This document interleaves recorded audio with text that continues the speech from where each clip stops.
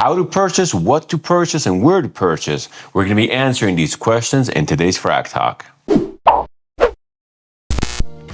Hello, welcome back to Seldomly Often. I'm Daniel, today we're talking fragrances, and this is FragTalk episode 12, the more freeform, open-ended podcast-style format that allows me to cover various fragrance-adjacent topics that don't necessarily fit in my normal routine. Today's main conversation topic is all about building a collection of fragrances, which ones to get, how many to get, where to buy them, and how to sell them. I'm going to be joined once again by Mo from the YouTube channel Sense for Thought, and we're going to be bantering a little bit back and forth, talking about our approaches to collections, our approaches to buying, selling, trading, and covering practical details, practical tips. This conversation was super fun to record. It's full of quirkiness and personal experiences. Hopefully you'll get a couple laughs out of it. Hopefully you'll find this entertaining and maybe a little bit informative. Stay tuned for that because it's a blast. As usual, and I'll try to keep it super duper short, let me just remind you how this format works. Each FragTalk episode is divided into 3 sections. Section 1 is a very gross fragrance rotation update where I talk about a couple fragrances that I've been wearing lately. Section 2 is basically a free form. Today we're going to be doing something a little bit different. I'm going to be trying something different once again. This is a voiceover of me riding a motorcycle. Let's see how that goes. Section 3 is obviously the meat and potatoes of the episode, is where the main conversation happens. As I mentioned just now, we're going to be talking about building a fragrance collection. It's a super fun and entertaining episode, at least in my opinion. It's a very long episode, so I'm going to be keeping section 1 and section 2 as short as possible. But on to section 1 of FragTalk episode 12. Here I talk about some fragrances that I've been wearing lately.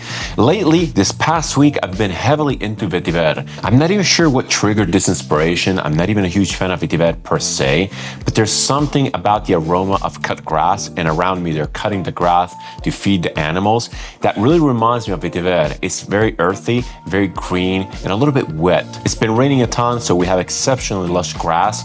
Maybe it's the environment itself that is bringing me to vetiver flavor. Anyway, the first fragrance that I want to talk about is Escentric Molecule 03 by Escentric Molecules. One of the first things that I want to say about this fragrance is that it's not necessarily a molecule fragrance. It's still very fresh, very airy, extremely wearable, but I can definitely pick it up. And if you know me, I'm very anosmic to mini synthetics. I can barely smell Molecule 01 and 02. They kind of smell like water. They have this very faint aroma to them. I hated them. I purchased them in the past and I was so disappointed. This one here, I can pick up. It definitely has a lot of that Geza Sean DNA, the perfumer for this brand and the perfumer for a lot of the Ormond James fragrances. This definitely comes across as a little bit synthetic, but it's not obnoxious. It feels purposeful, it feels intentional. The synthetics here feel deliberate. It doesn't bother me as much. Also, this is first and foremost a vetiver fragrance. If I were to describe this as a vetiver, very light citrusy fragrance. It's a very approachable vetiver at that. As much as I'm not a fan of the note of vetiver, I really do like dense scents. I like dense vetiver scents. And in the past, I even had Sultan Vetiver by Nichonet. I really like that fragrance, but it was a little bit too fatiguing. It was a little bit too long lasting, a little bit too powerful. This is extremely wearable. It's very masculine. It's very modern. It comes across as likable, yet it has that edgy, smoky vetiver smell. This does not come across as overly wet, overly earthy, overly smoky. It's just a very mild, bitter vetiver note. Also, the citruses in here really help mitigate the vetiverness of the scent itself. As just mentioned, I feel that this is incredibly easy to wear. This is a very approachable vetiver scent. I even wore this at the office today. It just fit the mood, it just fit the vibe. And it comes across as professional, classy, elegant. It's really a joy to use. And actually, this is the vetiver fragrance that I would probably recommend most people start with because, again, it's so likable and it's so modern. It really doesn't have that vintagey, musty, old school feeling that a lot of vetiver fragrances have. This is very modern. If you're a fan of Geza Sean, if you like Ormond James, if you like the Molecule line, this is incredibly safe. You can probably signature scent this all year round. It's incredibly easy to pull off, very classy, very elegant. It also has decent longevity. I get about 6-7 hours out of this. It's pretty great. I'm not going to be keeping this because I'm going to be passing it on to my buddy Luke, just because I have vetiver fragrances that I like more, namely the one that's coming, but still, it's a decent recommendation from my part. My current favorite vetiver fragrance is the other one that I've been wearing a ton this week. This one here is Meo Fusciuni Spirito. I absolutely love this fragrance. I'm not a fan of vetiver, as I said before, but the way the note is portrayed in this fragrance is absolutely magical. This fragrance comes across as gentle, subtle, timid, and melancholic in pure Meo Fusciuni style. It's absolutely gorgeous and so simple, very easy to wear, very easy to like. Meo Fusciuni has this way of conceiving fragrances which are both artistic, yet they're so easy to pull off. A lot of them are a little bit more edgy. This one here is definitely one of the more wearable ones. It's absolutely beautiful. It brings me to this image of an early spring forest with the trees not necessarily fully populated by the new leaves. There's also a pond and the trees are reflecting in the pond. The gray sky is creating this atmosphere, making you wonder about the future, making you wonder about the past, bringing back memories and putting you in this almost dreamlike state where there's a lot of fogginess, but at the same time, there's also a lot of clarity. The notes in here are absolutely beautiful. There's obviously vetiver, very softly portrayed, very delicate. The scent itself is incredibly fresh, airy, invigorating. There's also a little bit of a vegetative aspect. I seem to remember carrot being in here. I can't necessarily pick up on carrot, but it has that earthiness, maybe it's that. It's a beautiful scent, super wearable, very office safe, and yet it's so narrative. It's one of those things where if you focus down on it, it really gets your attention, but at the same time, you can easily push it into the background and be transported by this beautiful melody. It's absolutely glorious. It's one of the more underrated fragrances by Meo Fusciuni in my opinion. Spirito, as you may have guessed, means spirit. This scent is so ethereal, so ghastly, so fleeting, yet it has a pretty good longevity. It will last you a whole day of work. It's absolutely magnificent. I highly recommend sampling Meo Fusciuni. It's one of my favorite fragrance houses out there. This scent specifically is beautiful and so wearable, so likable. Give it a try. Welcome back to section 2 of FragTalk episode 12. As you can clearly see, I'm doing something once again completely different. I just like trying new stuff. I like experimenting. I've been wanting to try this for a while, but the issue being that I don't really have a GoPro or action cam. So this is me basically jerry-rigging my phone to the strap of my backpack and hoping for the best. As you can see, the camera angle is a little bit crooked. Sorry for that. I decided not to straighten it up because that would imply cropping in, losing a lot of field of view, losing a lot of the beautiful scenery. This, by the way, is part of my route going home from the office. It's absolutely glorious, especially in the summer, especially on my motorbike. It's absolutely beautiful. Anyway, going back to my thoughts for this section 2, it really revolves around selling fragrances, and it's heavily tied with the main topic of conversation that I'm going to be tackling with Mo. As I will also mention later in the video, I'm very much used to selling stuff.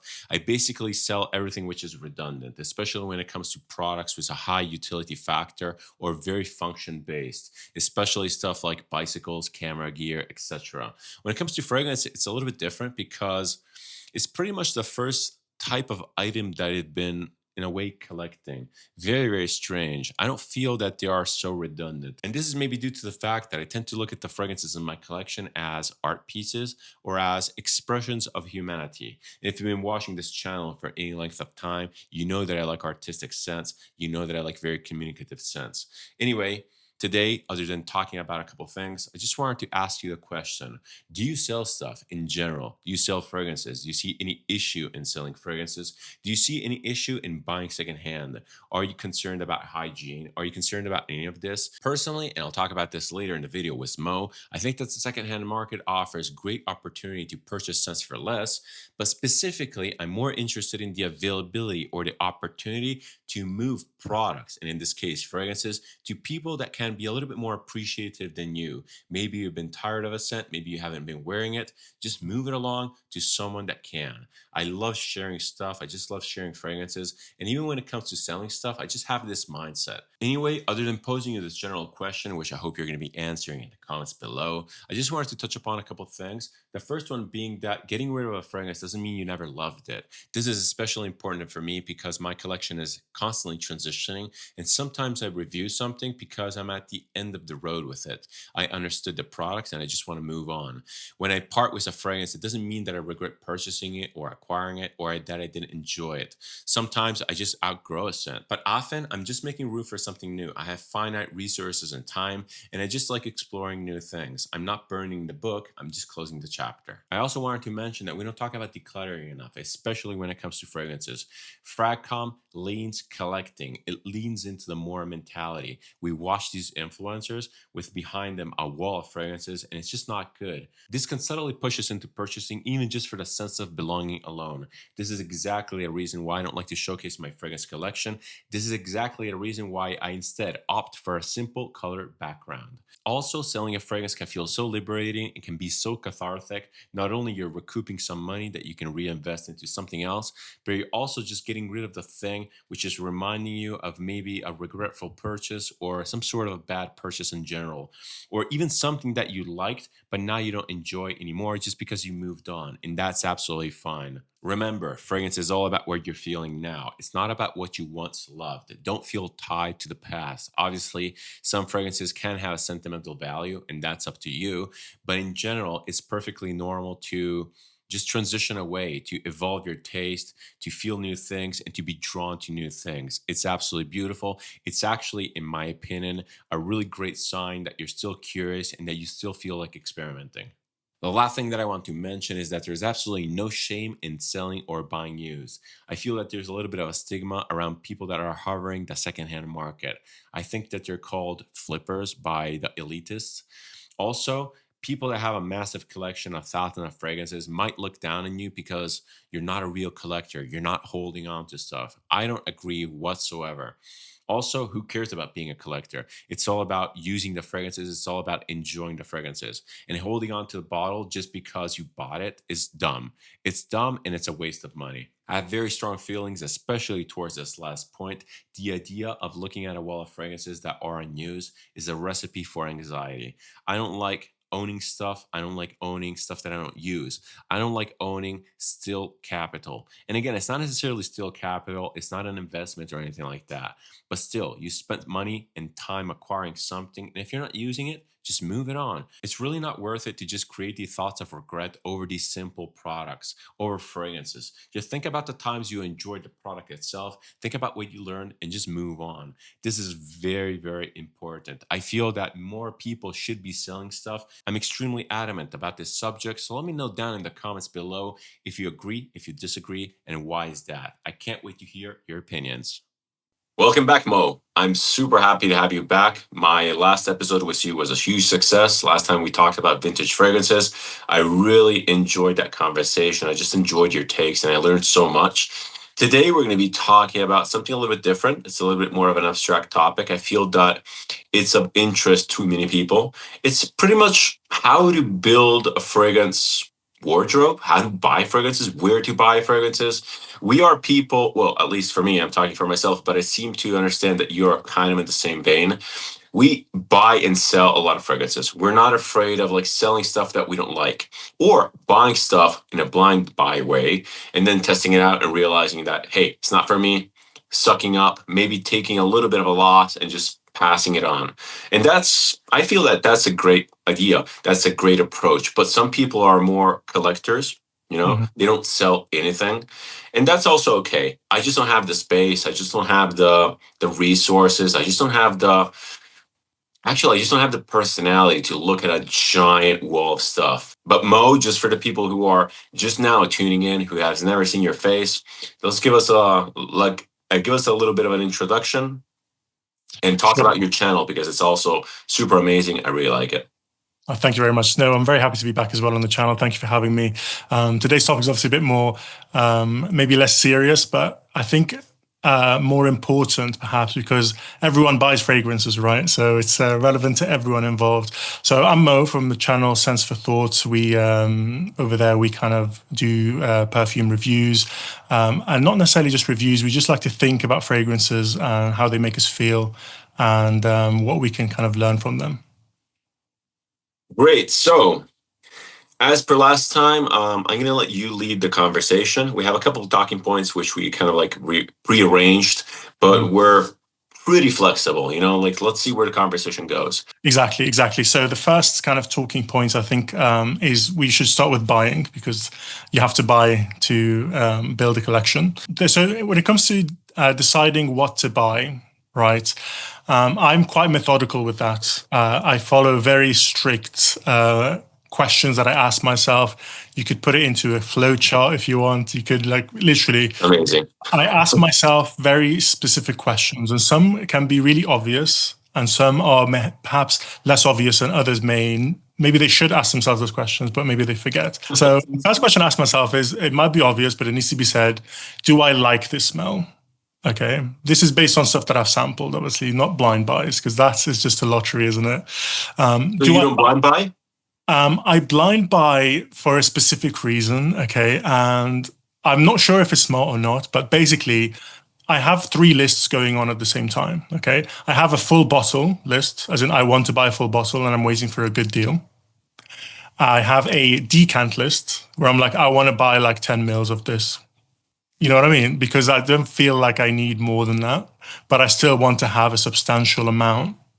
Maybe sometimes I buy 30 mil or 20 mil. So I have a decant list. And then I have a to sample list. The sample list has like too many things on. Basically anything you feature on your channel. There's a few other channels that just, as soon as it goes onto the sample list, because I trust certain people's opinions and takes on things. So basically something's onto the sample list, or I randomly smell it, or I get a sample of it. I ask myself, do I like this perfume? Okay. And sometimes that takes quite a few days to answer that question, and quite a few wears, actually. Absolutely. So sorry to interrupt you, but it goes basically from the sample list, then it possibly goes to the decant list or to the full bottle list if it's absolutely amazing. So it has to always start from the sample list. So not necessarily. Sometimes I just get randomly sent a sample, or I'm in a shop and I smell something. The sample list is just stuff that I will seek out. So if someone says, oh, do you want me to send you these samples? I'd be like, yeah, I've always wanted to smell that. You see what I mean? So it's like the sample list is things I want to smell. But then there's obviously, there's tons of things that I haven't heard of before, that, like when I go to a shop, I'll smell things that are not on the sample list, for example. So let's say I smell something. I ask myself, do I like it? Sometimes it takes a few wears. Sometimes it's immediate. You just fall in love with it. The second question I ask myself is, do I want to smell like this? Because I'm a utilitarian to some extent. So it has to be wearable in a way. And when I ask myself that question, you'll be surprised. You might think that's an obvious yes. Like if you like it, why wouldn't you want to smell like it? But there's certain perfumes that I like it, but I just don't want to smell of it. So for example, a zoologist rabbit, right? It's so cool, super unique. It smells amazing, right? Completely blew me away when I smelled it. But when I asked myself the second question, I don't want my body to smell like this. I don't want the smell to be radiating off of me. Do you see what I mean? So that I totally get it. I have that with other brands. Zoologists, I kind of embrace the fun factor of it. So I mean, like all of the zoologists that I have, none of them are specifically wearable. I seek out the more fun, quirky ones. So they're all kind of like that. But I do kind of like embrace the fun factor of them. So to me, they're all wearable, although I don't wear them that often, but they all have that thing. Other brands that I like are definitely not wearable. So namely Toskovat. When I smell Toskovat fragrances, I really like them. I like the concept, I like the art, I like everything. But do I want to smell like that? That's a different question. It's a very important question. I like it a lot. I'm not a collector. I don't see myself as a collector. I see myself as anything that I get should be wearable at least once a year. You know what I mean? Like, is it the bare minimum? Like, I need to wear this at least at the very bare minimum. Like, at least Do you keep stuff which is like for personal smelling purposes? So for example, I had some fragrances which objectively I don't necessarily plan on wearing. Obviously I'd done it for experimental things, like I wore it to the office just because maybe I want to review it, etc., and to see how it works out in the wild. But after that I come to the conclusion where basically that is stuff that I spray on my arm while I'm working from home, and that's absolutely fine. I'm not necessarily wearing it, not like a full wear kind of thing. And I just like having it around because I want to smell that thing occasionally. Yeah. But maybe that goes into the decant realm for you. Exactly. Yeah, exactly. It's either decant or small sample. Like sometimes it's just like that sample. Like sometimes, when some perfumes you just want to like smell the nozzle. Like you don't really want to spray Yeah, it exactly, yourself. exactly. Like, I don't want to have a whole bottle because I see it as like I'm tying up value in that, which could be going somewhere else. Yes. So my take on this, and I love your take because it's so pragmatic and actually very inspiring. My take is that I don't like decants whatsoever. I just don't like them. I don't know where to put them. They all look different. If they all had the same physical bottle, yes, I could have like a decant of stuff. And that's why, for example, small tangent here, I struggled so much for like to get the Vanilla Van Extrait that we were talking about before offline because it looks like a decant. The only reason why I decided to purchase it is because there's other two of them, which I plan on purchasing. And then it will make like a little set. So I don't like decants. And I feel that if I like the fragrance enough, I want a bottle of it because, well, that's also one of the reasons why I keep covering presentations for bottles, because that to me is important. I like the physical thing. Of course. I like the color of the liquid. I want to be inspired by it. But again, we'll get to that in a sec, but I have a very much two-pronged approach. Either I like the fragrance as a daily wear, as a utility thing, or to me, it's more of an artistic thing, which I appreciate, and then it can be also not wearable at all, but I just like having it. No, I completely understand. And obviously there's a lot of questions about whether they will last or they'll go off, because obviously decants are not as airtight as a factory sealed bottle and stuff like that. I haven't had a decant go off on me. Samples I have though. Yeah, samples go off very quickly. Very quickly. They smell different. Like after 6 months, you're like, let me revisit that sample. It just smells completely different. It smells like dull almost, like, what I mean? Exactly, because toned down, it's so weird. And sometimes I sit on samples for so long that I can't do the first impression comparison anymore because there's like, these smells just so different. Mm-hmm. So that's one issue, and that's one reason. I just store them away, and I know what I have. That's the thing. I keep a spreadsheet, Excel spreadsheet, with every single thing I have. Not samples, because there's too many samples. This is just decant. I put exactly how much I bought them for. So when it comes to moving them on, I can know what the target to hit is to break even. Interesting, because you sell the decants also. Well, hopefully I don't have to, because I'll know from a sample. I only sell mistakes. Or blind buys. Well, but we're going to get to selling in a bit, because selling is a little bit of a polarizing topic, I feel. A lot of people, I get a lot of messages asking me how I sell, where to sell, how do you trade, how to do that stuff. And I feel that that is something which you need to kind of like you need to be comfortable doing as a person in general. I'm very comfortable about it because in the past I used to sell, I sell everything. Everything that I don't use, I'm very, very meticulous about that. If something is sitting there and I don't find it either pretty or beautiful or useful, it goes. So I'm very comfortable with selling stuff, but people sometimes are not, like secondhand market is a little bit iffy. We're going to talk about that in a bit though. Yeah. So after I decide I like it and I do want to smell like it, okay, then I ask myself another question. And that question is it unique or is it traditional / I already have something like this? Okay. So unique is very easy. Is it something that I've never smelled before, something that I don't currently own? And so, for example, when I smelled Interlude 53 or Interlude Man, it doesn't have to be 53, that was quite unique to me. Because of the oregano component with the smoke. So I thought that's unique. That's not traditional. That's not it's not like a fougere or a chypre or a traditional kind of group. But my groups are not just those. Sometimes they're just notes like vetiver or rose. Sometimes they're like moods, like for example, like rainy day, like is one for me. That's a category of fragrance for me. Or like I have different categories, like don't talk to me kind of category. You know what I mean? Interesting. Where I would put like something like Gucci Guilty Absolute in there. Like that's the don't talk to me today fragrance. Like, you know what I mean? So the categories are not just like categories you see on Fragrantica. That's like stuff that I already have, moods. They're kind of like based on either notes categories or like categorizations like fougere, chypre, green, etc. So that's one thing. And if it's unique, then it's just different. It doesn't fit anything. It's like nothing that I have or own, and it's not traditional whatsoever. So you don't have redundancy scent-wise. Here's the thing. So my categories I don't just have one perfume per category. It does depends on my personal taste. So for example, I don't have a single rose oud, and it's not even in my list because I just don't like rose ouds. So that's not even a category for me, even though for someone who loves rose ouds, he'll have like 3 or 4. I like ambers. So I like vetiver, for example. So I'll have like a light vetiver, a light citrusy vetiver, and I'll like have a deeper one, and I'll have like, you see what I mean? So for example, so I know you have Portrait of a Lady. Yeah. And you like that. I like it as well. And you recently sampled one by Les Obsere. Yeah. That would have been redundant with Portrait of a Lady. They're both rose incense, and that is a category in my collection. And I would feel happier in myself to just have one and not both.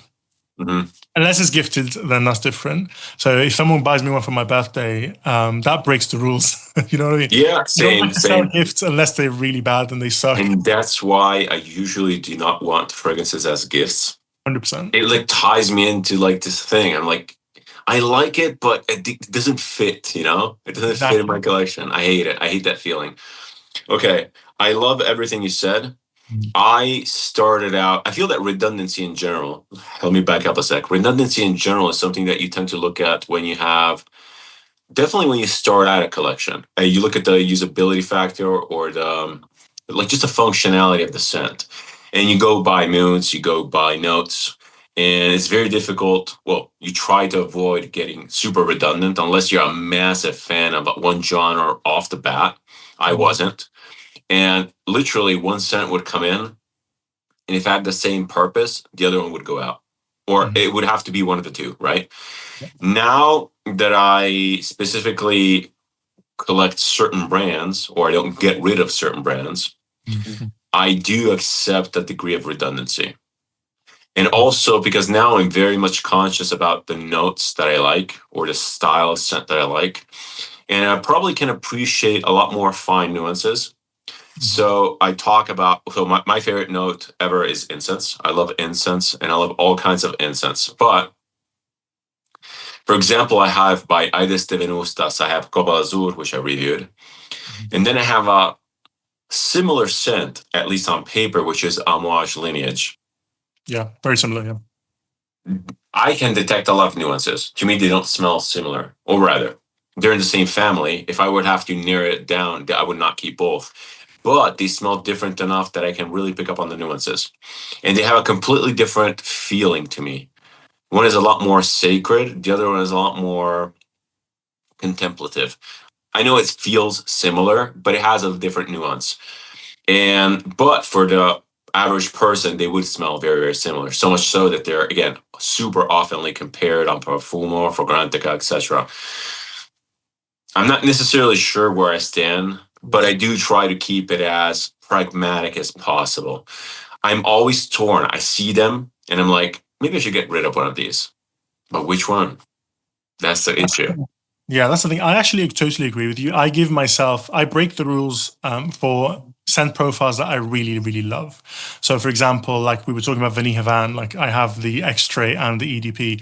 Yeah. There's no way in hell you need both, right? But I feel like when you really love something, like you want the slight differences. Like I want the 5% difference. That means something to me. Whilst for someone who just likes it and it's a good scent to them, they can 10% difference is probably redundant also. Like sometimes even 15, 20% difference is redundant. Same with like Jubilation. Like I want both because I really love some profile. But would I recommend others to do that? No, I'd say they are redundant. Don't go for both. But for absolutely. I think that the extreme part of this, the extreme vision of this would be basically having different batches of stuff, right? Mm-hmm. And I'm looking more at the Creed people, you know, how they have different batches of Aventus. That's fine. I mean, I don't condemn that whatsoever. If Aventus is your favorite fragrance, you might want like a repertoire of Aventus, and you might be able to detect the various batches, and you might want to actually categorize them as moods, right? Or seasons, even possibly.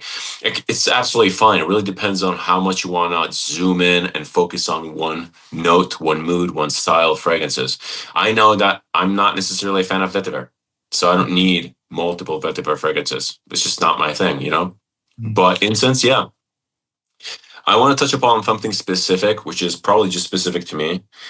I'm very particular about the amount of bottles that I have for each brand. Look, it sounds incredibly silly, like when I talk about it.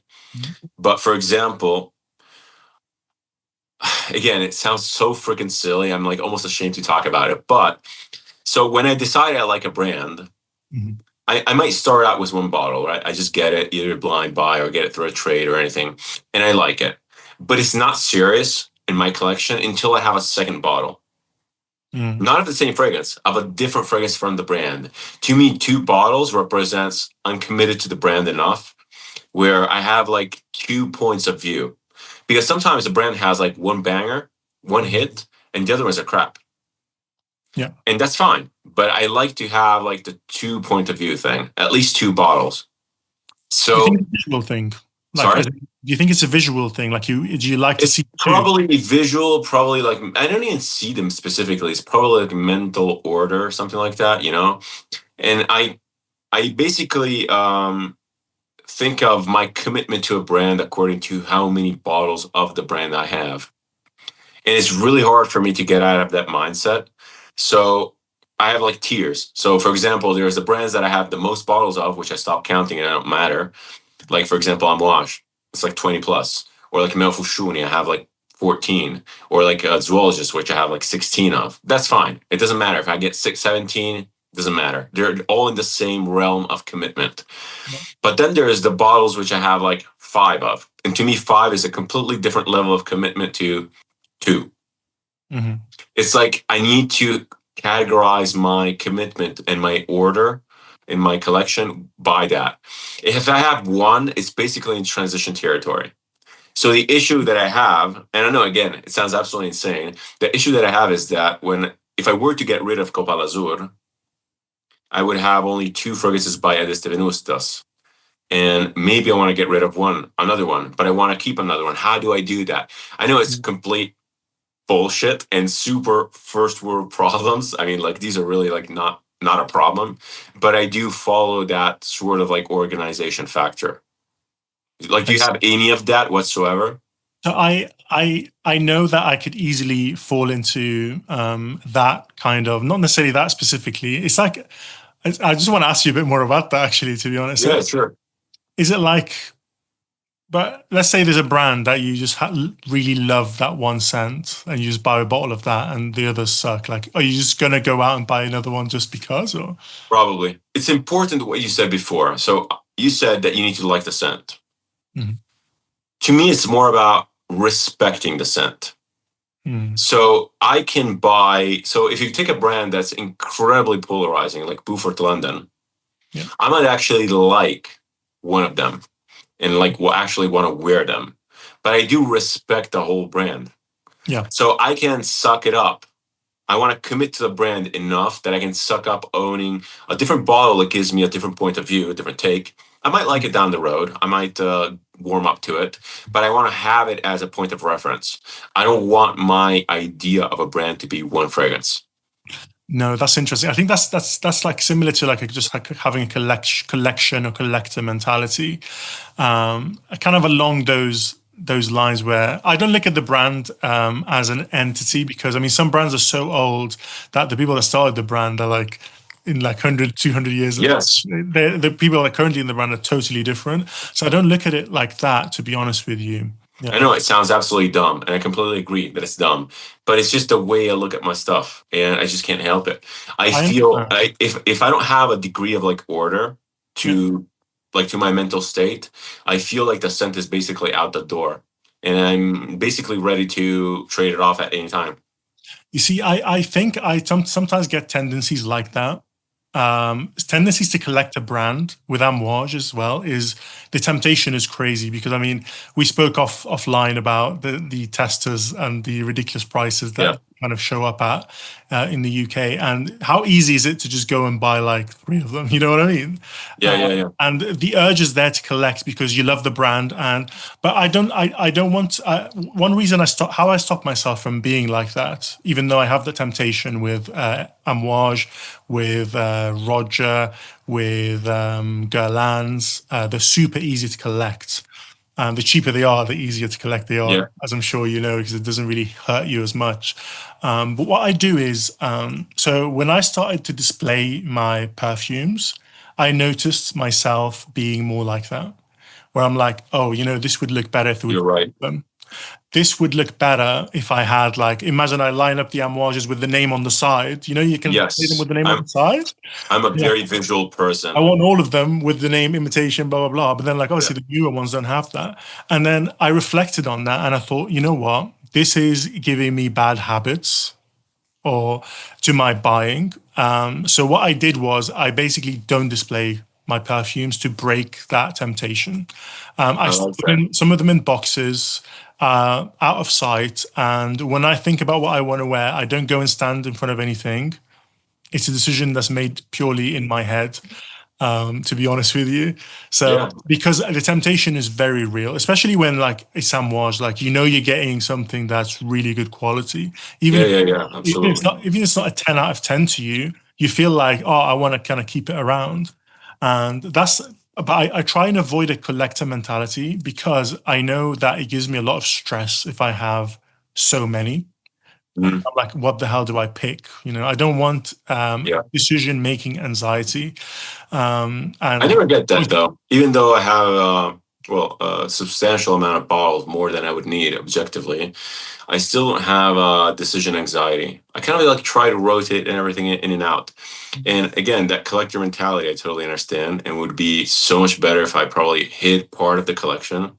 The stuff that is necessarily maybe the stuff that is not necessarily transitioning, but that I'm like in doubt of, in doubt of the commitment. Again, the zoologist I care for. I really like those bottles. The Amouage is the same, the Meo Fusciuni. I just subscribe to the brand identity. That's what makes it for me. And those I like to look at.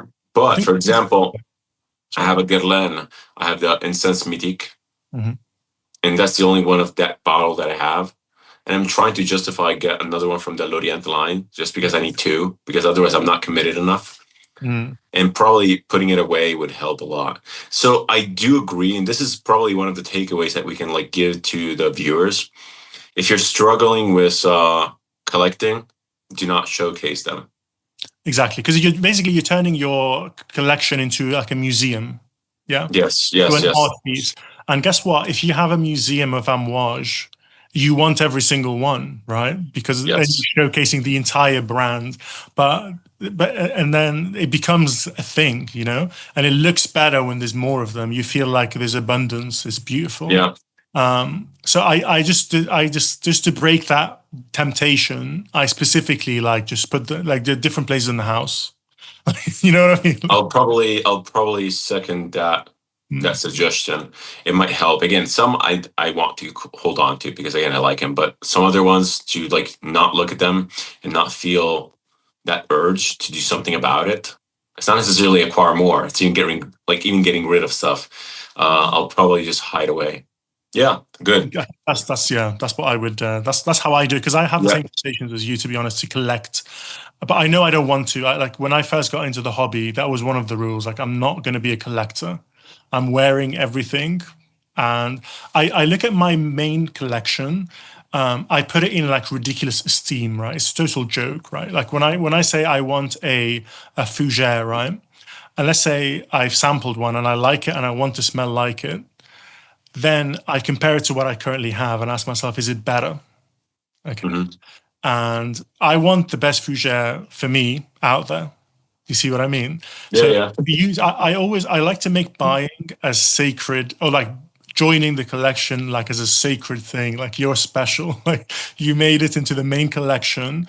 That's a big commitment. So I end up like sampling like 10 fougères, right? To be like, which one is the best? Like, before, Really? Cool. just to not regret it.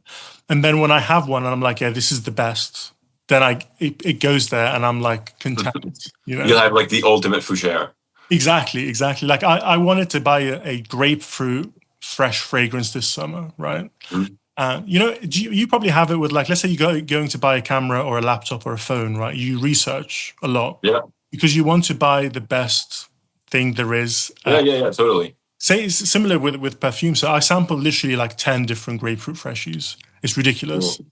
And then finally decided on which one met the needs or was the best in my opinion for my needs. And then when it enters the collection, it's like, yeah, like I can rest, I want to just go back to your, like this was a massive tangent and I do feel that it's entertaining, but I just want to quickly go back to that decision-making before actually owning a bottle, before trying to decide if it stays or it goes or whatever. So I have this thing where, again, to me, it's either utility, and I have very few utility for fragrances.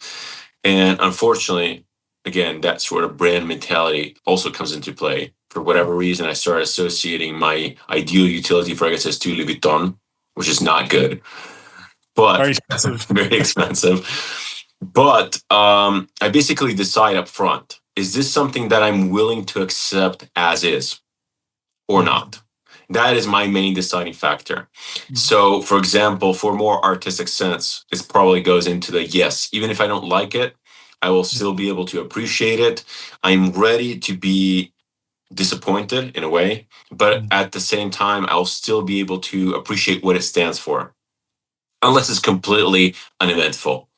But even if I don't like it, I'm like, this is cool. I like the idea behind it. I might not wear it much, but I really like it, and I do respect the thing. When it comes to utility fragrances, it has to be absolutely alike. It has to be something like, I love this scent. I don't care about the communication, the narrative factor. It just works. I like the smell.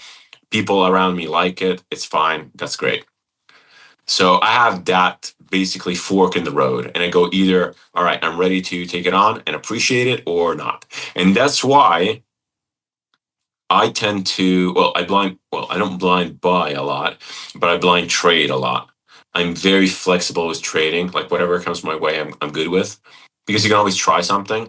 And truly, very little things I completely not liked, because if I find that it either has a utility aspect to it, so I'm pretty safe that I like it, or it's just something that I can still respect, it almost always works for me.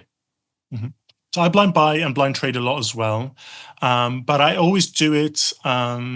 This is not to join my collection. This is like we're in the dating stage. That's why they don't live in the same place in my house. Exactly. Great. And basically, the only reason I do it, I'll be honest with you, is not because it's exciting or whatever. It's because 9 times out of 10, it works out cheaper than buying a sample or a decant. So it's usually stuff that I've already heard of, and it's on my to sample list.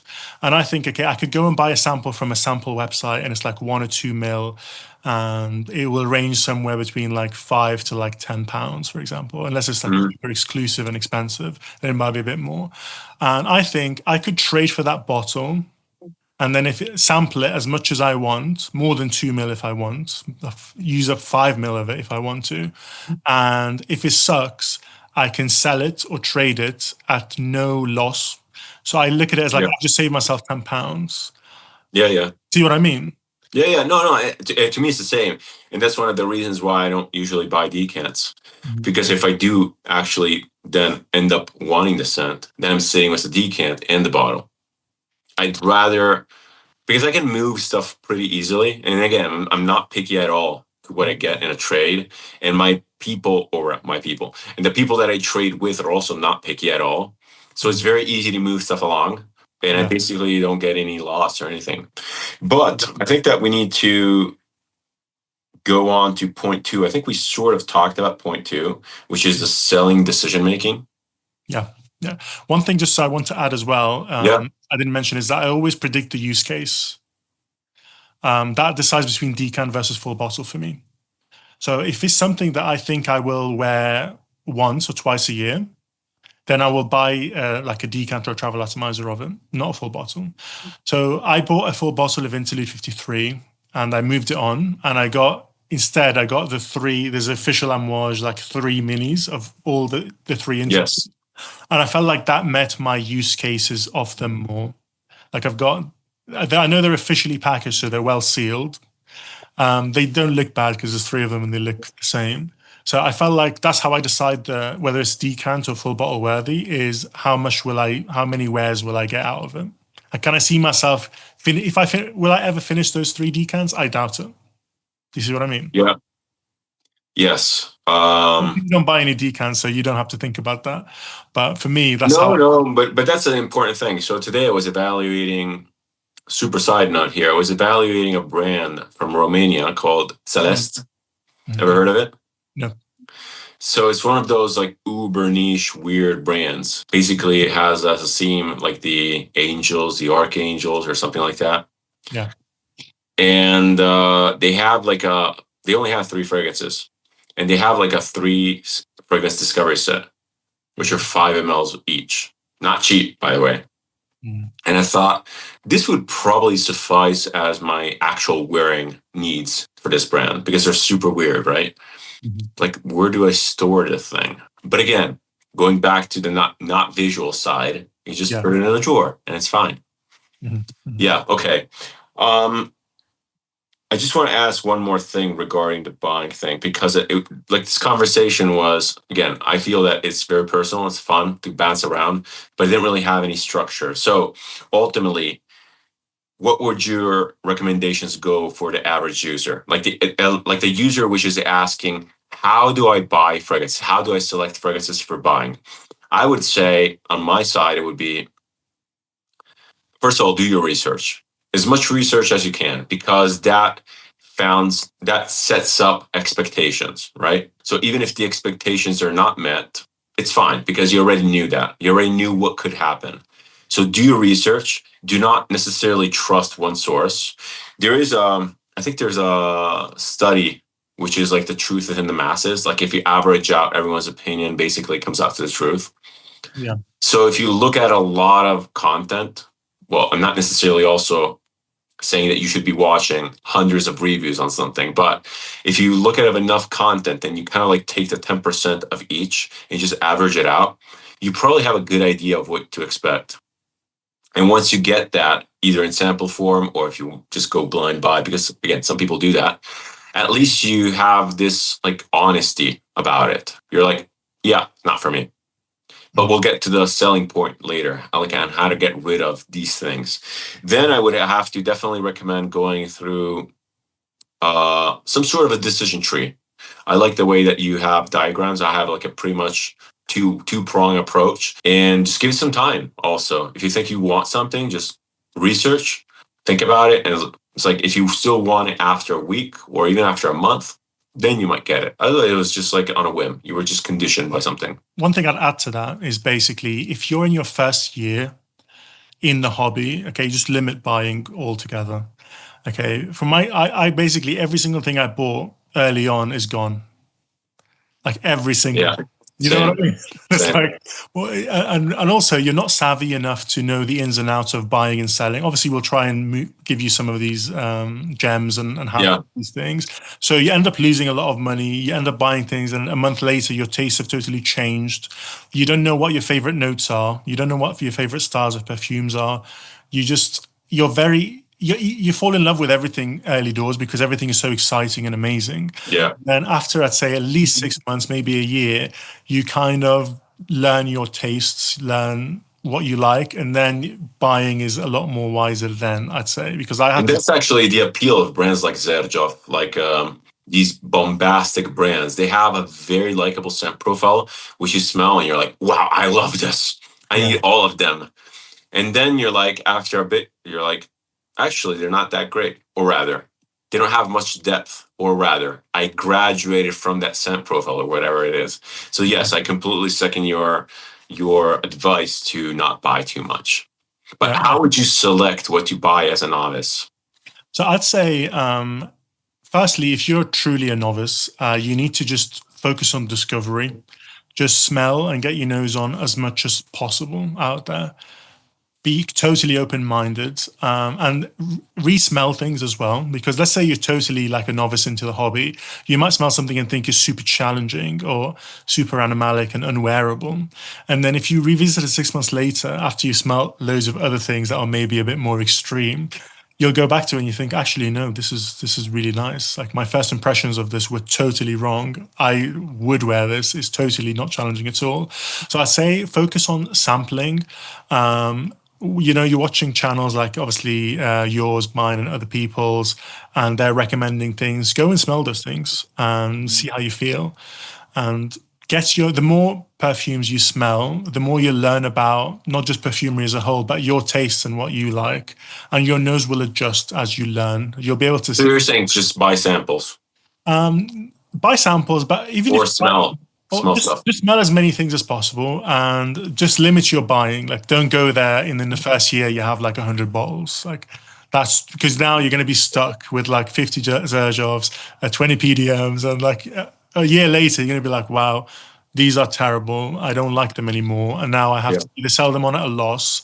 So I'm not saying don't own any bottles, but I'm saying when you do own bottles, keep it to a minimum until you learn about yourself, your tastes, and you develop. In that first year, I think there's exponential growth in your taste level, and in your nose just learns how to smell things a bit better. So don't you think that a novice will have to go through the novice steps? I mean, it's really hard. It's easy to talk about how to prevent mistakes, but it's actually really hard to prevent them. Because a novice will look at novice content, novice-friendly content. That's kind of natural, Like from our point of view, we probably will not look at Jeremy Fragrance's list. No. But a novice will. Mm-hmm. And I have. I'm absolutely guilty of that. It's okay. How do you actually build, or how do you actually prevent being seduced by novice level content, which will, I think it's kind of inevitable that it will try to push you to be convinced of something. Mm-hmm. Like PDM is a very alluring brand for a novice. Of course, yeah. The way people talk about it. If you go on Reddit, all the novices which are in your level will be showcasing collections with PDM, with Zerjov. It's really hard to be like, nope, I'm not going to do that because I'm different. You just want to, in a way, you want to belong to like a category, I feel. Mm-hmm. And that is very difficult to counteract. Again, good advice, yes. You would have to have a person there, though. There are moments of weakness, especially when you are alone in this hobby, which a lot of people is. Of course. I think that's why it's really important that some brands have that likable fragrance, that entry-level fragrance. Like, for example, Amouage with Reflection. You know what I mean? Like, yeah. Like, you go for the likable one, and then when that brand intrigues you, smell the whole line and see what happens. It's obviously a lot easier to talk about and give advice, but I think you're going to make mistakes and you're going to buy bottles that you don't like, but instead of buying 30, 50, like just get like 5 or 10, you know what I mean? Like focus on more on sampling. Yeah, I agree. I completely agree. Like you're going to make those, you're going to want a PDM. I've owned a PDM or two. You've owned, I'm sure, a few. Yeah, absolutely. But instead of buying 10 PDMs, like don't get too excited. Think about your taste. Like let's take it away from perfume. Like let's say when you start and you're in your adolescent years and you start buying clothes, right? Like 10 years later, you dress totally different because your tastes have changed. Yeah. Maybe when you're in your late teens, early 20s versus when you're 30, you dress different. That's because you kind of have graduated and your tastes have changed. With perfume, it's similar. So don't buy with the future in mind rather than just focusing on the now when it's just a phase, Like I just want to dress like, I don't know, in like skater gear because I'm into skateboarding. But you're unlikely to be wanting to do that 10 years later. See what I mean? Yeah, absolutely. All right. So I mean, again, we could talk about this first point for like forever, pretty much. Exactly. But let's try to move on to the second point of the conversation, which is selling stuff and selling decision. Again, we already touched upon it, basically comparing fragrances. And a lot of the buying process kind of like transitions to the selling process. Mhm. If you are hyper aware and hyper analytical about the buying process, you'll know when to sell something. But ultimately, how do you decide to sell something? For me, it's pretty much when I'm looking at the fragrance, well, because I look at them and I'm not drawn to it whatsoever. I don't see myself even in the future wearing it or just caring for it. There's that point. To me, it's like a tilting point. And once I reach that, there's no return. So I do end up selling it or trading it or ultimately, I mean, just getting rid of it. That's pretty much my process. And I want to give it all the chances possible. Mhm. I do try to put in wares. It's never the case where I get something and I get disenamored of it without wearing it. That doesn't happen because I really need to understand it first. Then once I understood it, I'm okay with like getting rid of it. Sometimes I get rid of stuff which I actually like, but I just need to like declutter. Like, do you have a maximum number of fragrances that you want to keep? That So is also important. exactly. I think you need to understand what kind of perfume user you are. Are you a collector? Do you just want to have all of different brands or as many perfumes as possible, or do you focus more on utility? I used to have a number limit. I used to have a number limit, basically. But then it starts off being 10, and then you're like, no, I'm going to Yeah. increase it to 20. And then you're going to be like, I'm going to increase it to 30. I don't necessarily have a number limit.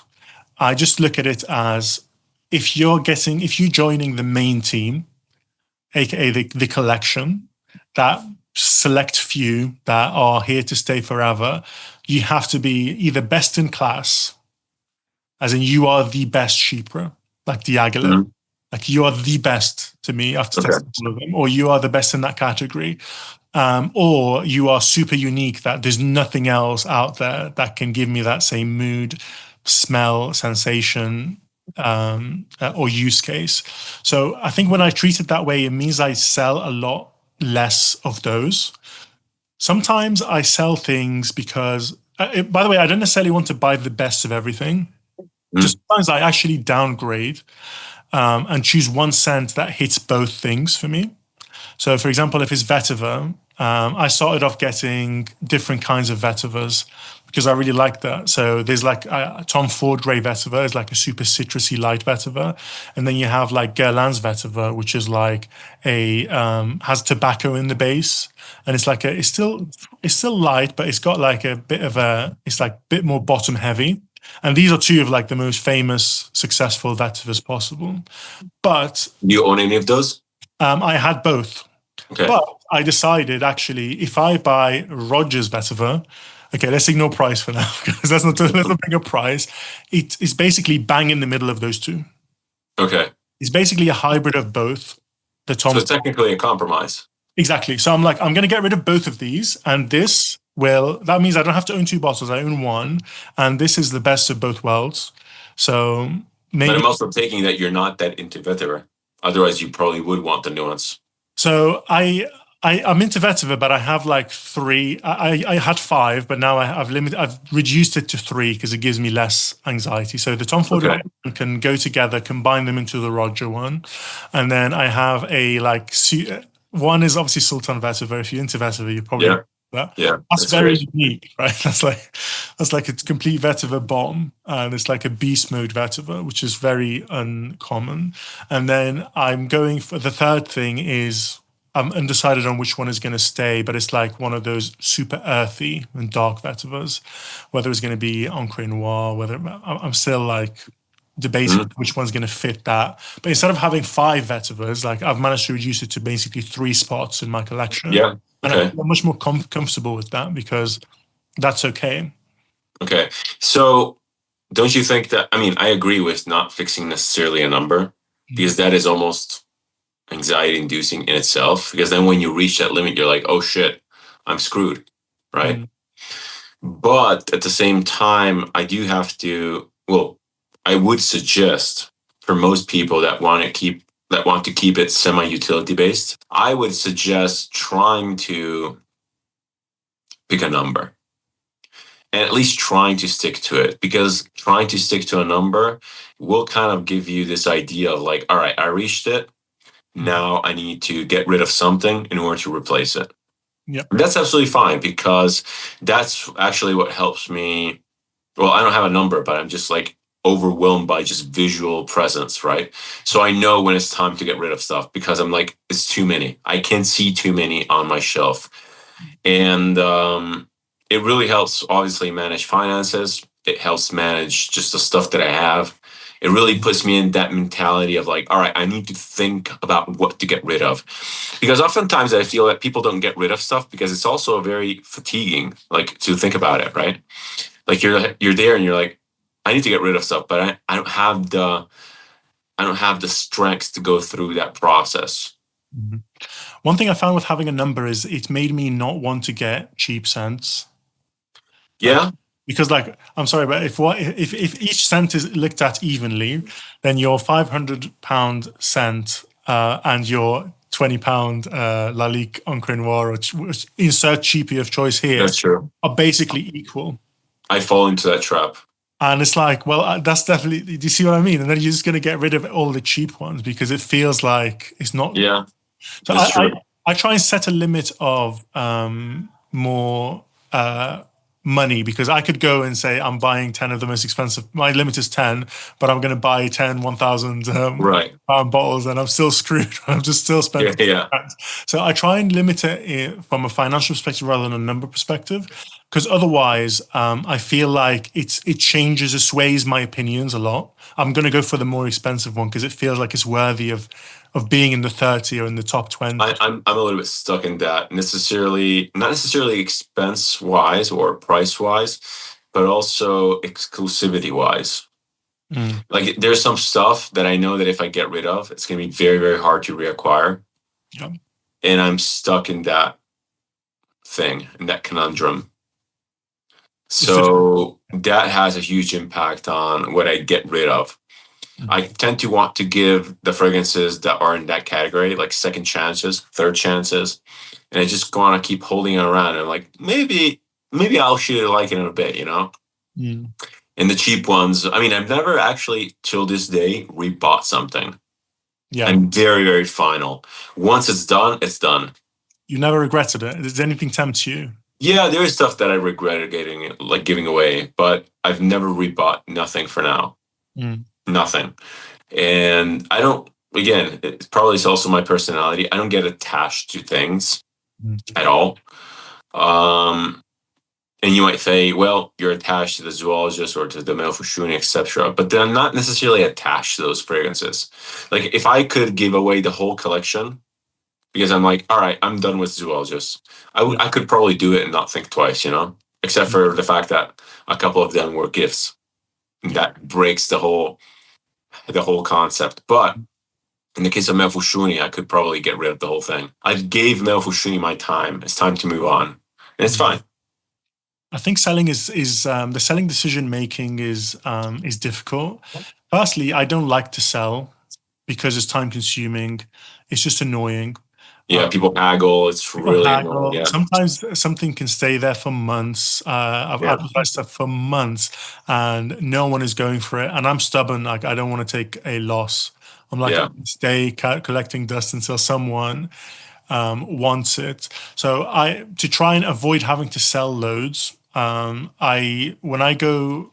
I'm buying from my collection, it's a very thorough, and I test them a lot. If I'm buying to basically, because I'm too cheap to buy samples, I'll buy the full bottle. I only buy things when I know I've got a good deal. Okay. And that makes selling a lot easier. So to sell well, I think buying at a good price is helpful. I know we're going back, but to not sell with a loss, I always try and make sure that I'm getting something that is at market price or below of its going rate in the secondhand market. That way, it's like I'm not. You can't go and buy a Louis Vuitton fragrance for 250 and then stick Yeah, it on eBay for 250. No one's going to buy that because they'll just go to the damn shop and yeah. for a new one themselves. So when you buy, especially when you buy secondhand, which I buy almost everything from discounters, I very rarely buy from, obviously, at retail price.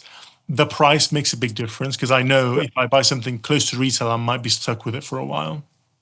So, but that's mainly due to the fact that you don't want to bring down the price and eat the loss. Yeah. Does it happen that you buy something and you don't get the best price and you kind of feel like there's this pride? Well, this is mine now forever. Yes. I have that. So, for example, I bought a couple of amouages at retail for very dumb reasons. Mm. Well, because I couldn't find them in that moment, or maybe because the version I found wasn't necessarily up to my standards. And those I'll probably take to my grave just because it's like there's no chance I'm going to be able to sell them at used prices without taking a massive loss. So I guess these are just mine. Exactly. I've had that a lot when I'm like, well, there's no point. I'm not going to sell it at this price because I might as well keep it at that point, you know? Yeah. But I feel that we're seeing a pattern here. There's a lot of like emotional aspects to take into consideration when buying and selling. Both buying, you can be again drawn into the allure of certain brands, especially at the beginning, and even selling. There's like a very strong emotional connection to. I feel that the price you purchase something is very important, and also not necessarily important because you don't want to eat the loss, but also it's important because if you're searching for something at the best deal possible, you're kind of expecting to sell it. And that already puts you into the mindset of like, well, I might be getting rid of this soon. yeah, And the if you buy for trading retail, aspect to me is that. Like when I trade blindly, I'm like, well, whatever, I'll get this thing. Probably I'll not end up keeping it, you know? And most of the stuff I actually get as trades, unless it's something that I'm extremely excited about, I probably end up selling off or trading off or whatever, just getting rid of. mm. You see, that's because when you're blind trading or blind buying, similar to me, you're actually not committing to keeping that because You're right. you just want to give it a go. It's like buying a sample, but Yeah. we're sampling the bottle and then selling it on because we Yeah. don't Yeah. want to buy this flimsy, crappy little plastic thing and eat the loss and put it in the bin after or whatever. So I feel like that's why I keep these two different collections. Like one is this Yeah. temporary kind of thing. I keep them literally in a box, like because they're not worthy of being. I really, really second that. I think that that's the biggest takeaway for me. Like either it's actually two things. Divide the collection into actually things that you are sure 100% that you want to keep, not necessarily forever, but for now. And separate those from the transitioning, which is fine. And second of all is do not have everything on display. That's very, very important. Those are my two key takeaways. I already know this, but yeah, let's move forward. So again, selling is a complicated thing. Now, I feel that one of the best questions or one of the more popular questions will be, all right, that's all great. I have the technique down, or rather, I have the idea down. Yeah. Where do I buy? Right? Mhm. There's like various venues you can go to. You can go retail, you can go actual retail physical store. Pros and cons. You can go online, you can go discounters, you can go on secondhand marketplaces. So what's your take on that? And that also connects to the selling and trading, I feel. Yeah, absolutely it does. So where or how to buy, we talked about how to buy fragrances, but I guess now it's where do I buy these from? So Yeah. there's obviously, like you said, different levels, and they all have pros and cons. So there's obviously this classic, you just buy it straight from the website or from their official store. The pro of that is that you just get a brand new thing guaranteed in your hand. You take it home and you enjoy it. Fantastic. There's zero risk involved unless it's a blind buy, which you shouldn't because they'll have a tester right there tested that thing before Do you ever buy, so first of all, do you ever buy retail? Second of all, is do you ever buy retail specifically in physical shops? Like, does the physical shop have a different appeal to you? Maybe a different effect on you? Because I definitely, if I decide to buy retail, I'm not going to buy from a website. I'm just not. I will always go to a physical shop. I will praise the shop assistant's time in a way. Mhm. And that's always my choice. Sometimes I'm like, all right, I'm going to pay up and I'm sucking up the fact that I'm overpaying because I'm paying for the experience. I'm okay with that sometimes, but I'll never pay retail on a website unless very, very strong exceptions. Again, I just bought a Tosquat retail from the website, but that is the only way. There is no other way. Yeah, I very rarely buy for retail price simply because I know that 9 times out of 10 you can get it cheaper elsewhere. I don't necessarily value the experience that much. Obviously, sometimes they give you a few samples or whatever. That's cool. That's nice. But I don't. I guess the way you're doing it is you're kind of romanticizing the buying process, and it is quite nice to go to a shop and have the experience and go away with the thing. I think buying online is a lot less. It's a lot easier to do because you just click a few buttons and it doesn't feel like a big deal. But obviously, going to the shop, etc., that's even adds more to the commitment aspect. So I totally get why you're drawn to doing that sometimes. So I only ever buy direct from the retailer or from the perfume company, if that's the only way. We're kind of like jumping to a conclusion that buy retail only if you only on like potentially just exceptions, like you can't find it anywhere else. And again, don't be hasty. Yeah. If you literally cannot find it anywhere else, like again, like in-betweens.I'll, like Tosquat, like other brands like that, well, that's the only way. But if it's a more popular brand that you can find other places, it's kind of a given to go to discounters. Like, why wouldn't you, right? There's only one reason that I've ever not gone to discounters, and it usually depends on the price difference. It's actually with Nasomato. I buy it from his website every time because the discounters is some of the discount. Basically, if you buy it in euros from his website, euro is obviously weaker than the pound, right? Yeah. And they do this thing where if you buy it from a UK shop, they charge you the same amount, like £135. And then if you buy it from him, it's €135. €135 is less than £135. Yeah. Not only is it more cost effective, but even if it was the same, I feel like, firstly, he gives you loads of samples, which is cool. Yeah. Which is the discounters do not give samples. Secondly, it feels good to support the brand. Same. I do like that aspect. Like I'll spend especially if it's a small brand, I really do like supporting the brand, you know? Exactly. I'll spend the extra £10 because I feel like no one is getting a cut of his share. Exactly. Yeah. Like he can use that and he can go and make another really good perfume. How to search for the best discounter? I have no affiliation to anyone specifically. I don't care. I buy stuff from Notino if they have it because they usually have the best price. But if they don't, I just usually use Google search, you know? Exactly. Same, 100%. Google Shopping, as it's called officially, it's a great feature, you know? And you just compare, first of all, the results which are highlighted, yes, but also just go down the actual list of links. And sometimes you find local shops which have it at a good price. You never know.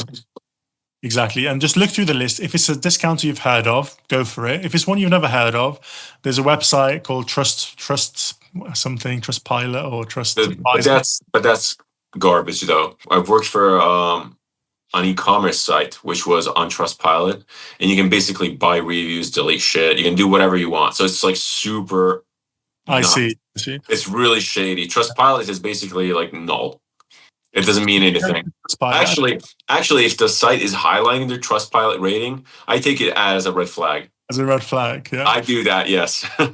Another thing that I do, other than Trustpilot, if I'm still not convinced, I look at the website and see if they're a registered company. Yes. If they're a registered company with a phone number and an address, and it's not a fake address, you know that they're registered, like they're official. So that's another thing that I would do. I didn't know about that. Yeah, that's super important. And I also like some sites seem really good, and then you look at the context, and it's like some freaking weird nation, who knows where. And it's like, if they have like a local phone number, to me, I know that they'll probably ship from the same nation. I'm not going to expect any sort of weird import duties, taxes, no weird surprises. I can always literally, I won't, but I could potentially just show up at their door kind of thing, you know? Exactly. It's a little bit of a reassurance. And just also if a site, well, in Switzerland, people are not necessarily super PayPal friendly. There's other means of payment similar. But if a site offers PayPal, there's a good chance that they're legit. Exactly. Because PayPal offers insane good buyer protection. If you're searching for a fragrance which is on discounters, it means it's relatively popular. Yeah. That being said, don't be in a rush. wishlist it, wait, because 100%. price fluctuation is a thing.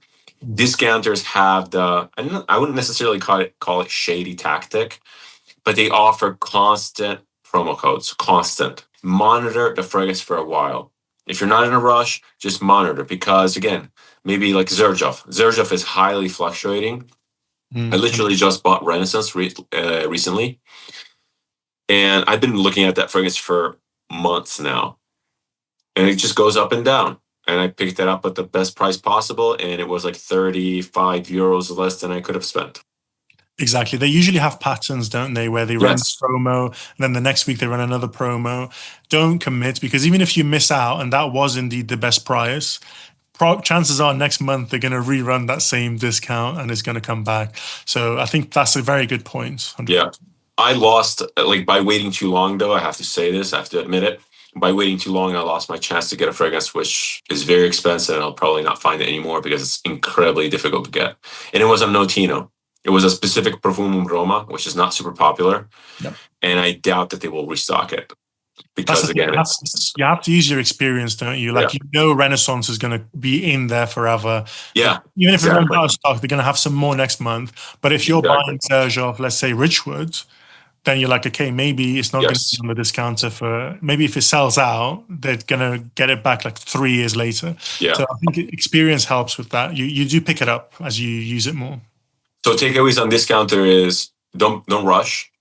Price fluctuates. Pretty much all discounters are relatively safe. Just check the address, check the contact number, check if they have PayPal. Just look around, and maybe even ask Reddit. Like, Reddit has an answer for everything.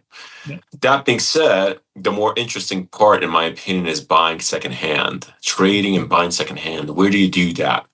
And I get this question asked so often. And my usual reply is check your local marketplaces, because every nation has their own favorite thing. So I look at it as 4 levels. There's go through the official retailer / company, discounter. Then I put eBay. And then I put the marketplaces, local marketplaces, because eBay has more protection. It's like less protection than the discounters, because you're buying something that's been opened and it's definitely a used product, but the company is there, also gives you a lot of protection still. So it's like riding a bike with the the support wheels on. That's a level. The risk goes up as you go down the list. I think with eBay, the way you can spot it on these kind of bidding websites or buy it in our websites like eBay is obviously you look at their history, you look at the other perfumes they're selling, how many they've sold, and people leave feedback. The good thing about it is that eBay do step in, but when you buy off eBay, what I recommend is obviously check people's history, as in their feedback. If it's all positive and they've sold 50 perfumes, like chances are they haven't sold to 50 people that are completely clueless about fakes, right? Chances are if they've sold 50 and everyone said these are authentic, that they're not going to sell you a fake. That's one thing. Also, their time on the platform. This is also, I feel that it's very, very relevant, especially for sites like Craigslist. If the person has been on the platform since 2018, chances are they're an honest person. Yeah. Otherwise you get banned. Yeah, exactly. Another thing I do is film your unboxing. Okay, this is it sounds like it's totally ridiculous, right? No, I completely second that. I'll never do. I mean, not that I'll never do it because I don't believe in it, but I'll forget 90% of the time. But that's super important. Exactly. Film the package closed and you unboxing it. Basically, just get your phone out. It's not that hard. It doesn't have to be great footage, okay? Show the label, which has your address and the person who sends it. So it's usually has like the code or whatever. So it's their parcel.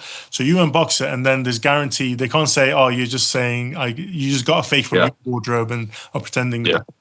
So film your unboxing and then legit check the bottle. Mm-hmm. Now, one recommendation that I make is that when you buy a used bottle, and even if you buy from the most trustworthy person, unless it's your friend or someone you're going to have a certain degree of doubt about its authenticity, right?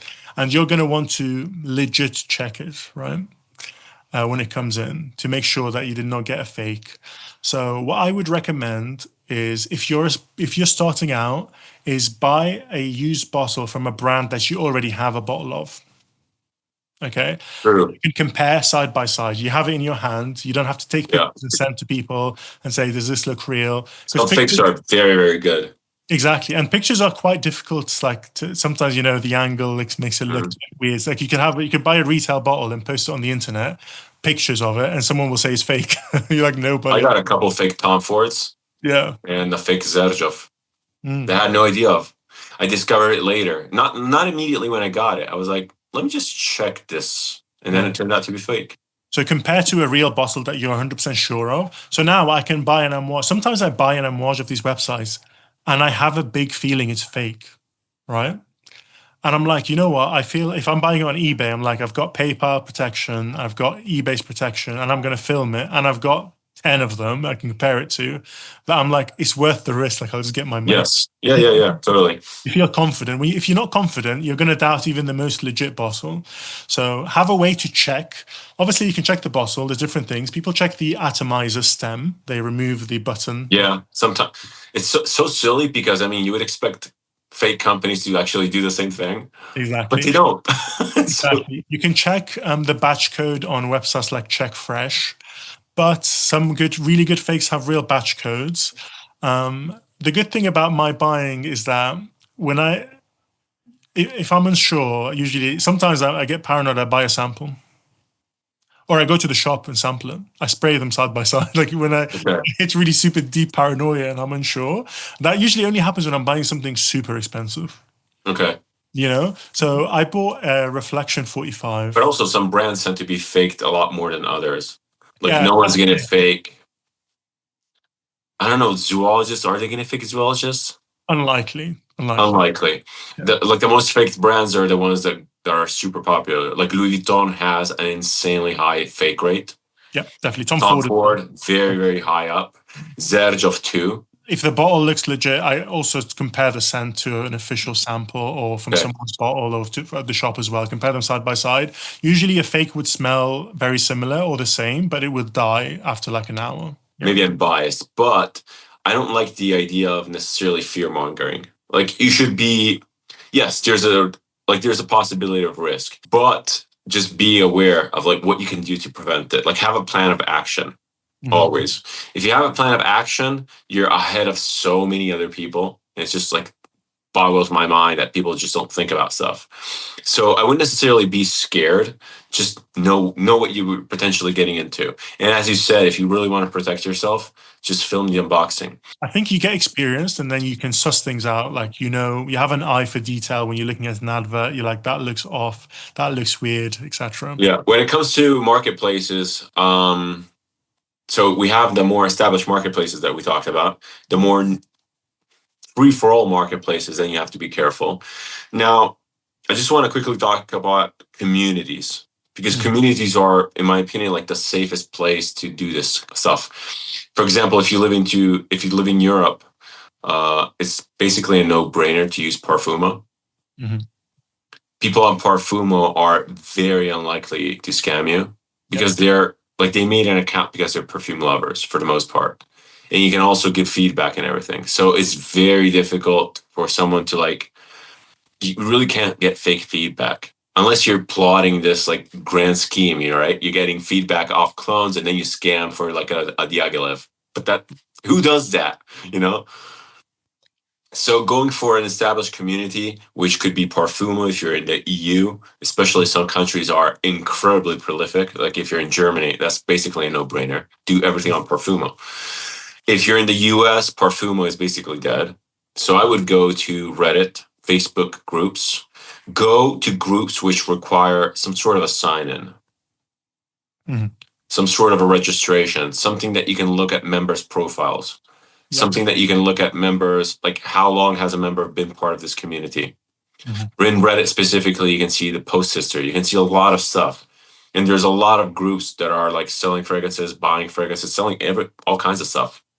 Exactly. And if nothing is available to you, those marketplaces should be the last resort. It's actually where I found the best people there. Because again, it's like, you just ask, start talking to the person. It's messaging, it's free, right? If they seem annoyed right away that you're asking too many questions, red flag. Yep. if you feel that they know their stuff, like you could ask a few tactical questions about like what other fragrances do you have that smell like this? You know, just like if someone is selling a Roja, a specific Roja like the Agilev, chances are they're into perfumery or they're a scammer. It's like one of the two things. Yeah, exactly. Yeah. So you can really easily pick up on the fact that they're a perfume lover or not. And if they're a true lover of the thing, again, I'm not saying it's impossible to get scammed, but it's much, much more unlikely. And again, I've met great people because once you establish either a trade or a purchase or a sale, then you can keep in contact with that person. And you're like, you share collections and you're like, hey, I got this. I don't like it. You want it? And like, what do you have to trade, right? And that you establish that blind trade thing and that trust. And I've had great experiences. I have like even I transitioned to a couple people that I met on these marketplaces, and we created this WhatsApp group. And if someone doesn't like a fragrance, you just post it on the WhatsApp. And it's like, who wants this? Like what can you give me, right? And specifically when trading, again, this is a massive conversation. This FragTalk is going on very, very long. I'll definitely have to cut it down.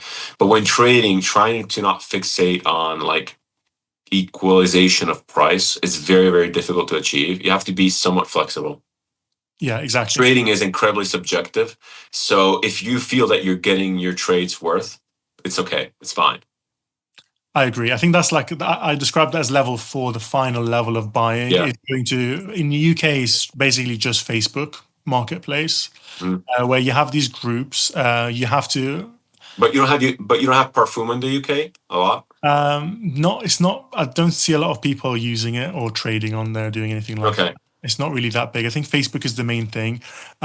There's obviously more, like you said, it's more risk because you're basically, sometimes you're just doing like a bank transfer, like you know what I mean? Like, yeah, the brakes are off. You're on your own. But the chances of someone scamming you, there's a lot of people that try it, to be fair, on these groups, because the groups in the UK are quite big. They have like 10, 15,000 people. But bank transfer in general is like the worst payment method that you never chose. Yeah, exactly. So PayPal is best, but even PayPal is intended as what's described as friends and family. Basically, it's like a bank transfer. Yeah, you're giving up protection, basically. Yeah. Exactly. So that's what most transactions on Facebook groups are like. That there's zero protection whatsoever. But the good thing is that it's a community of people that are super keen on perfumes.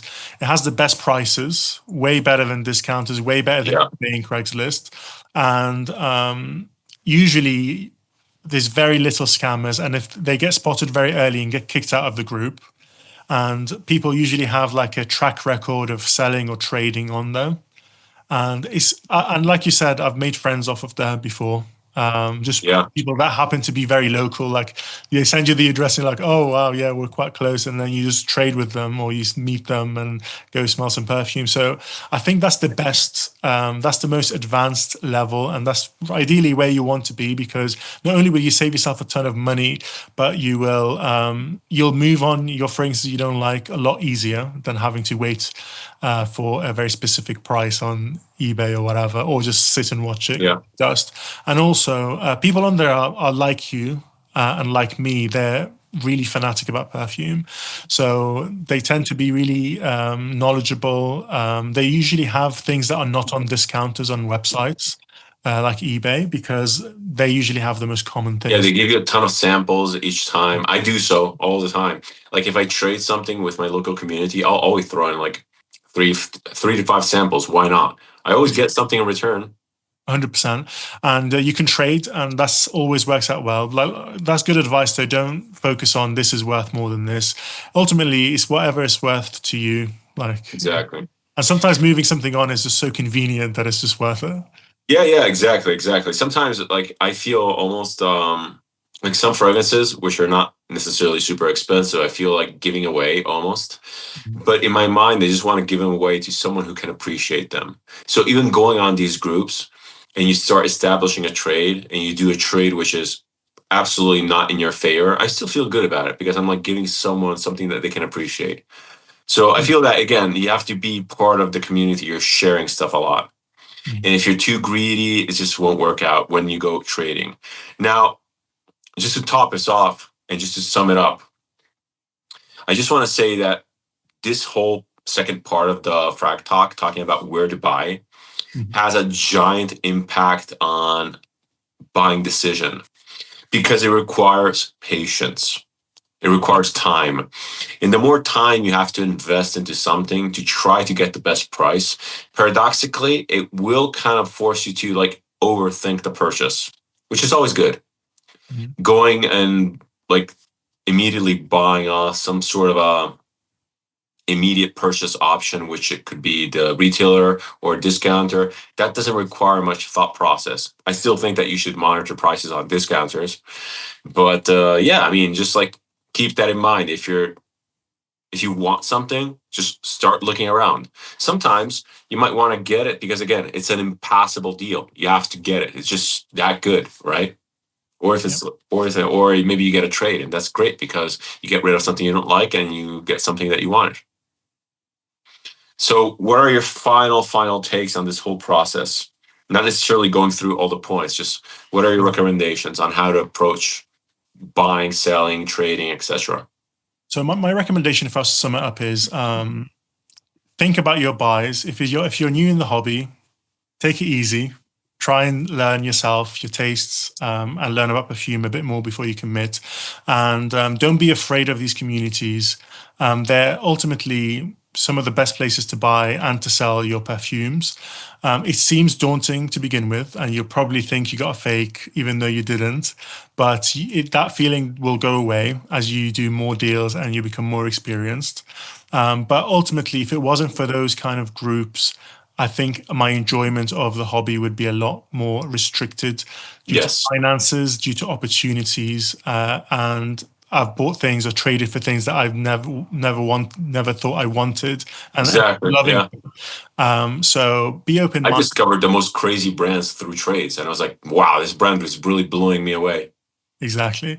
So don't be too scared or too afraid. You will get. There's a lot of return on investment, and if that investment is the risk, there's certain things like we discussed that can really minimize that risk as much as possible. Yeah.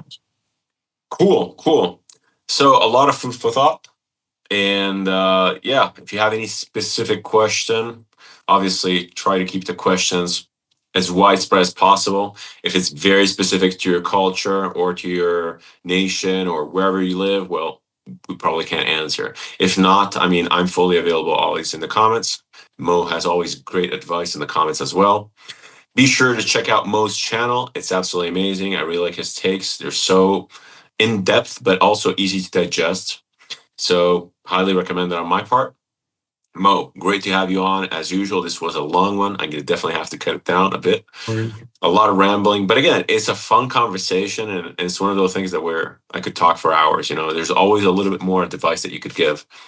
And I always like giving advice to people who are new in the hobby, because if I can help someone avoid some mistakes, I will. Why not, you know? Absolutely. Cool. Thank you very much. Thank you so much. See you next time, because we're definitely coming back. No worries. Take care. Thank you. All right.